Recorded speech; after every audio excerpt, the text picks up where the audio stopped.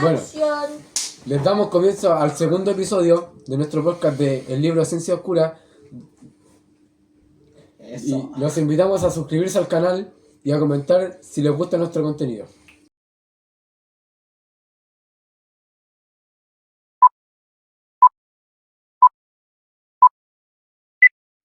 Mano, tengo una gana de tomarme la media. Mano, ¿qué fue eso? ¿Qué es eso? ¿Qué fue eso, weón? Weón. ¿Qué fue? ¡Ya, Carlos! ¿Qué te pasó, weón? O sea, ¿qué te pasó? ¿Qué te pasó, hermano?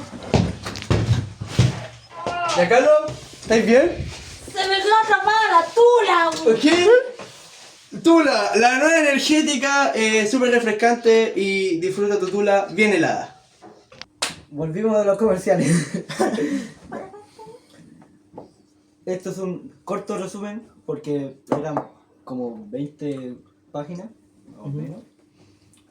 El libro, el capítulo se llama El Gran Envenenador. Hostia. Trata sobre el caso de Alexander ¿Mardone? Perdón. Tiene vuelta coco. Perdón. de Alexander Litvinenko, un ex agente de la KGB, el Servicio Federal de Seguridad Rusa. ¿Qué es la KGB? Servicio de Seguridad Rusa. Un tiro más fuerte. El Servicio General de la... Ah, No, ya. la KGB no. Ah, no, sí, ya. Sí, ya, sí. Eso. De Rusia. Que fue envenenado en Londres en 2006. Hostia. Te vamos a envenenar a ti. Dale. Ya. Ya me estoy metiendo. No, ya.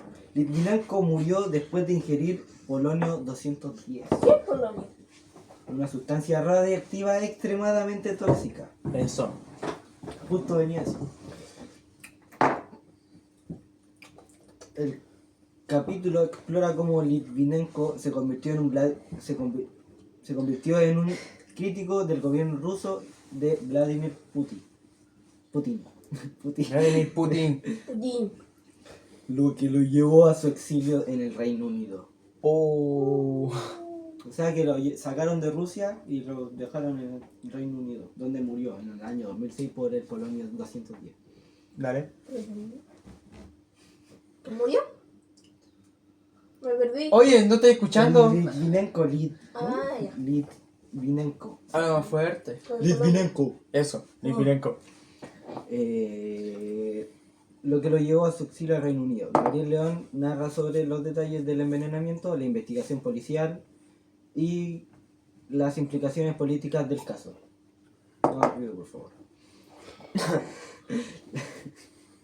A través de este capítulo, el autor destaca el uso de complejos y muestra cómo la ciencia forense puede revelar detalles cruciales en casos de envenenamiento. ¿Y por qué estás hablando así, pedazo? Y me lo dirige a mí la palabra.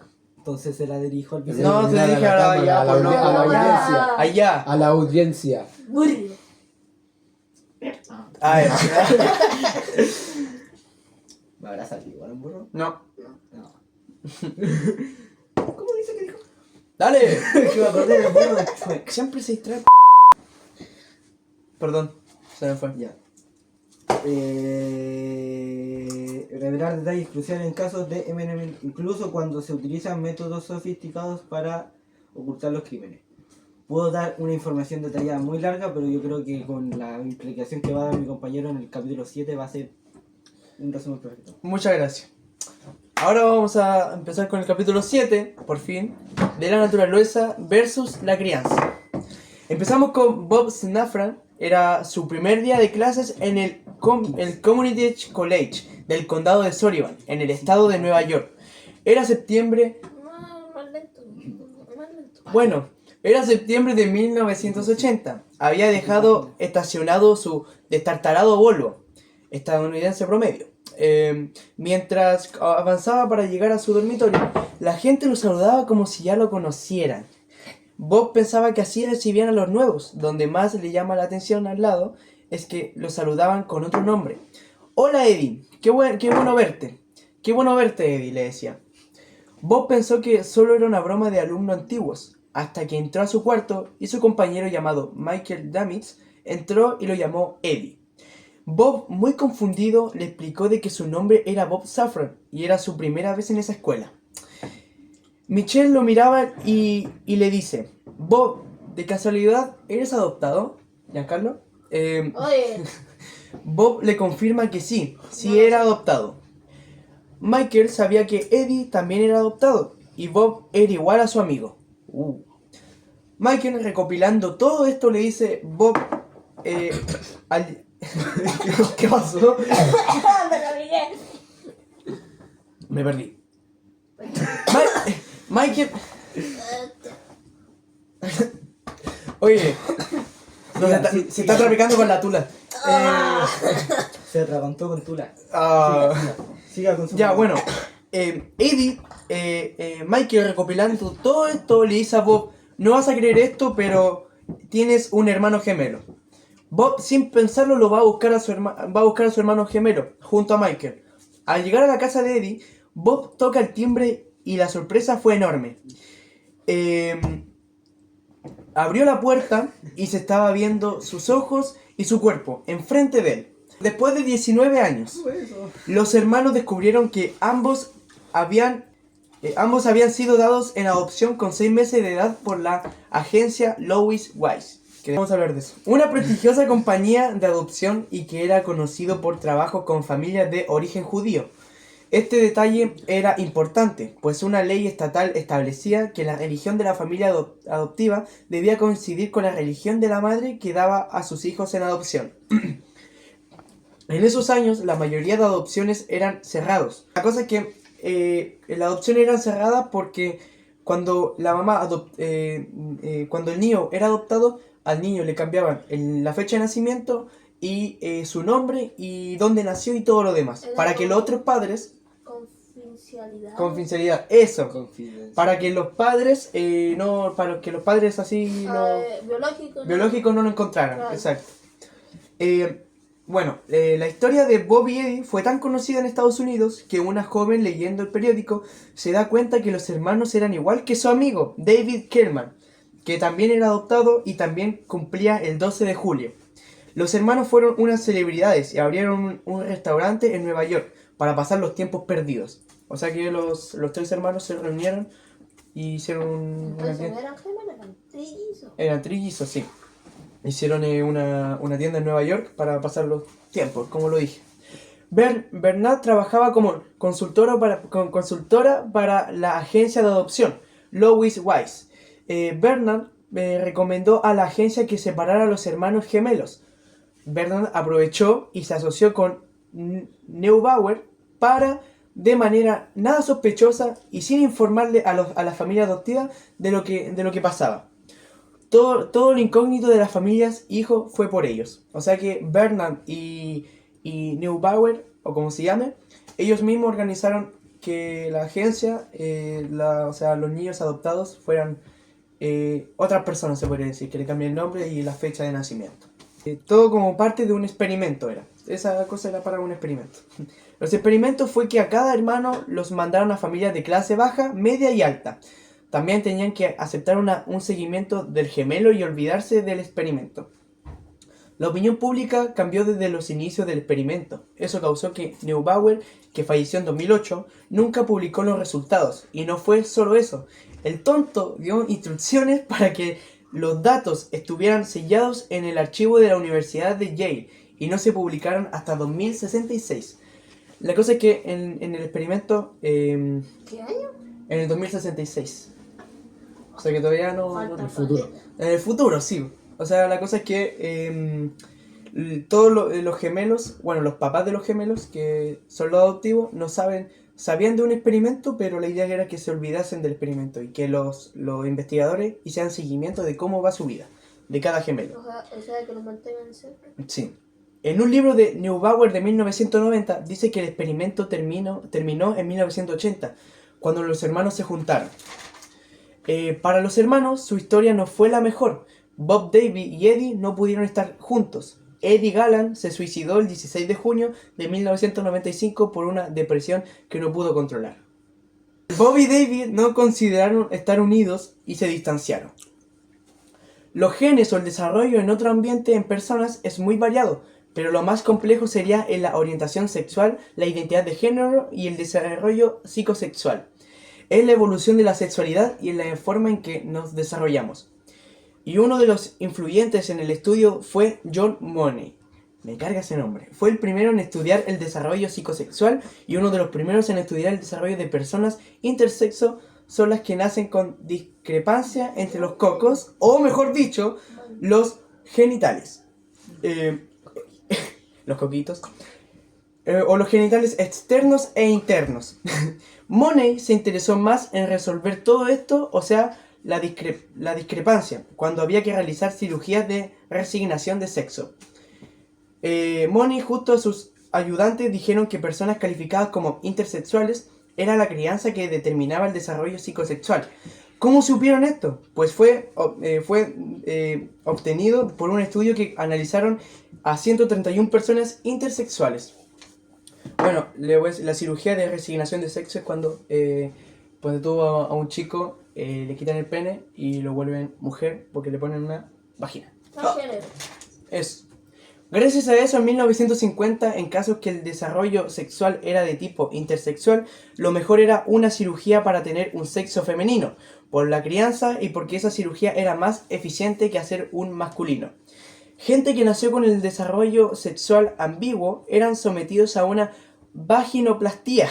Siempre eran niños de 3 años, que los criaban como niñas.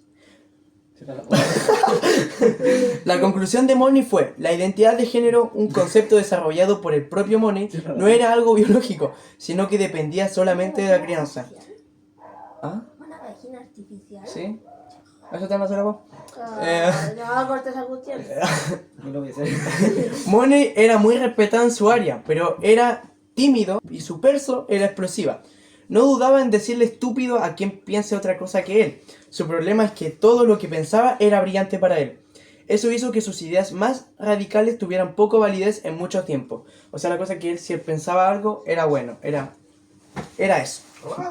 En 1958, investigadores de la Universidad de Kansas descubrieron algo muy importante para la biología reproductiva.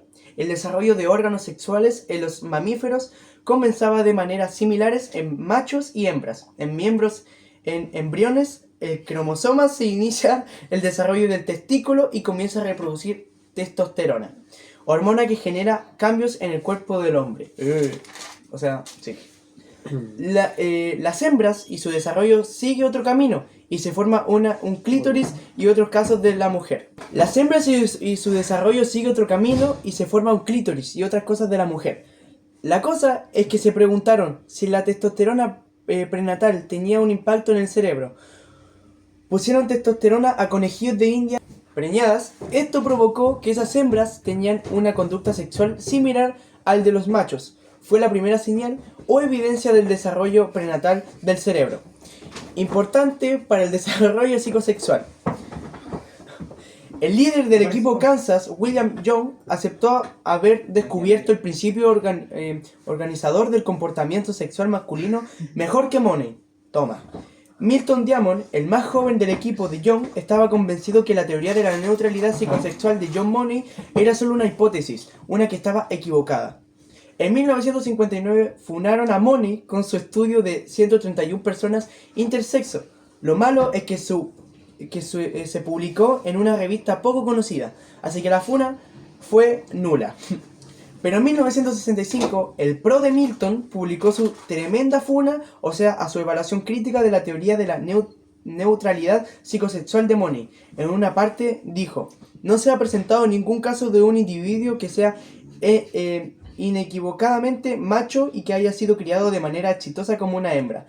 Y dijo, se puede asumir que tal individuo sea difícil de encontrar. O sea, funó a Money de una manera. 1 año y 8 meses después de publicar la mayor funa, tiradera y humillación hacia Money, John Money recibió una carta desde Canadá porque podía tener una oportunidad para responder hacia la funa que le tenía. Bueno, en el libro esta parte de la historia no la cuentan hasta contar la otra, y se trata de una súper bonita de gemelos, una historia muy bonita de gemelos. 22 de agosto, pero en 1965, Janet Ramer ingresó al hospital Sam Bonifacio en Winnipeg, Canadá. Janet se le había adelantado unos cuatro semanas de embarazo y estaba en la fecha de su parto, obviamente.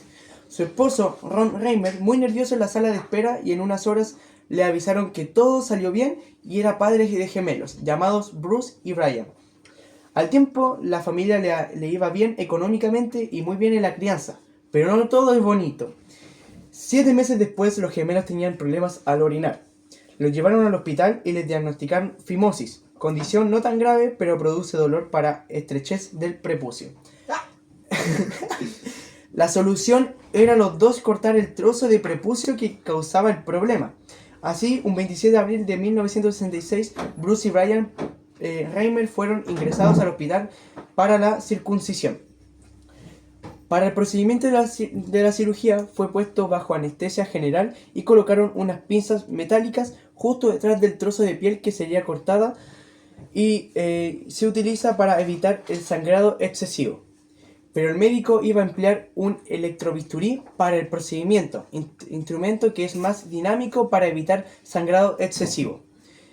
No se sabe si el electrobisturí tenía algún fallo o fue un error humano. Al tercer intento de cortar la piel, un fuerte ruido invade el pabellón y un olor a carne asada, muy asada.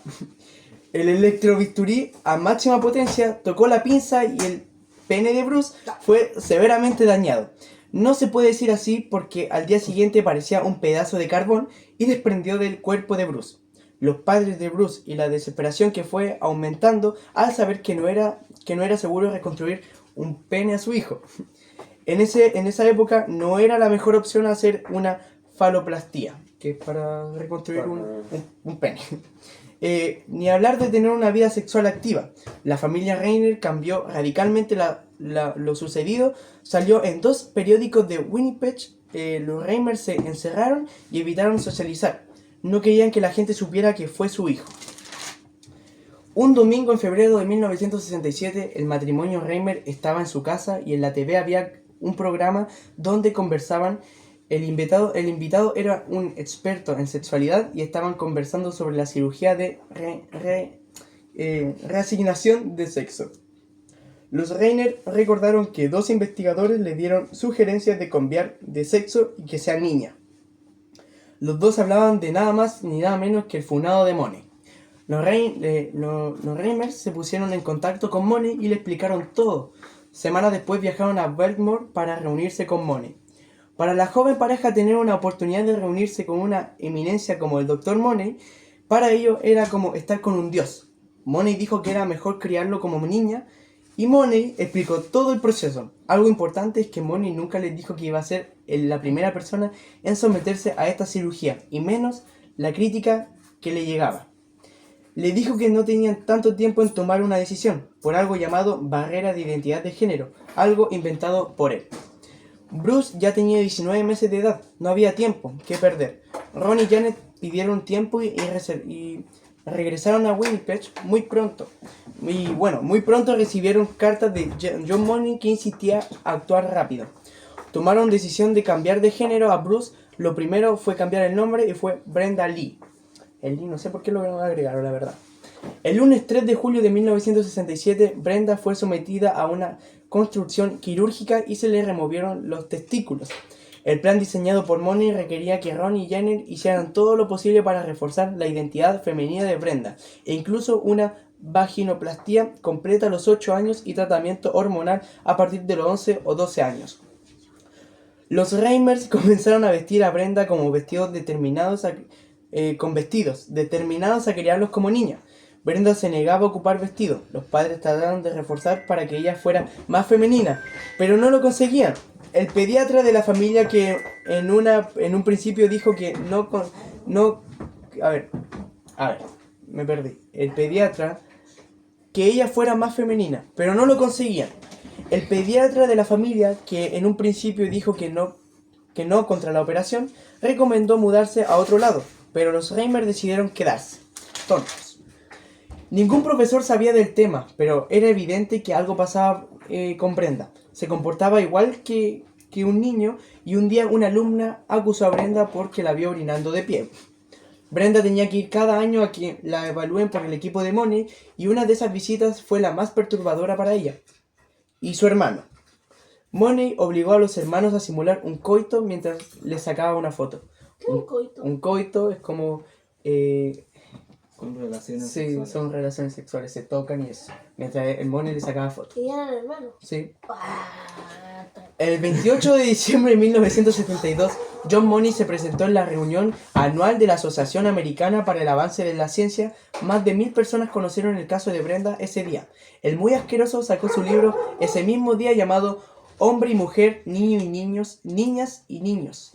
Y en varios capítulos habla del caso de Brenda y dice que fue un éxito y escondió lo oscuro que fue. O sea que en el libro decía que el experimento de Brenda fue un éxito, pero no dijo las cosas de atrás, lo oscuro que fue. En 1975 la familia se mudó al otro lado del país, tratando de tener un nuevo comienzo.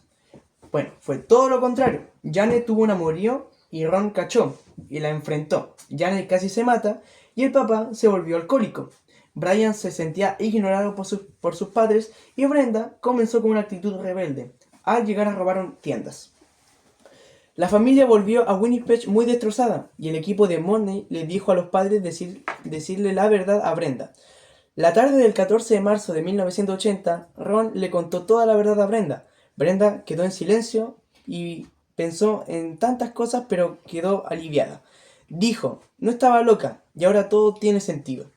Lo primero que hizo fue ponerse David. Fue ponerse un nombre, o sea, David. En octubre de 1980 se hizo una mastectomía completa para eliminar los efectos del tratamiento hormonal. El 2 de julio de 1981 se hizo la primera cirugía para reconstruir su tula, o sea, su pene. Oye, ¿qué es la mastectomía? Eso lo que dijiste. Mastectomía. Mastectomía, lo dije. Es No lo escucho. De que te quitan las hormonas. hormonas. Sí, la hormonal, es un tratamiento hormonal. Porque te quitan el tratamiento hormonal. Y bueno, el 2 de julio de 1981 se hizo la primera cirugía para reconstruir su pene. Pilín. Cultura. Su tula. Anuncio. No. Este es el nombre. Se sometió a otra cirugía para poder tener relaciones sexuales. Se casó y crió a 2 hijos, sin embargo, todo lo que hizo Money hacia él hizo que se intente suicidar muchas veces. Money, por otro lado, decía que fue un completo éxito con el caso de Brenda. En 1990, el pro de Diamond consiguió todo el caso de Brenda y quedó devastado por la evidencia que consiguió. Diamond publicó un estudio de todo lo que hizo Money y en resumen, se lo funó, pero a extremas. Una funa, pero infunable. Muy funada, eso.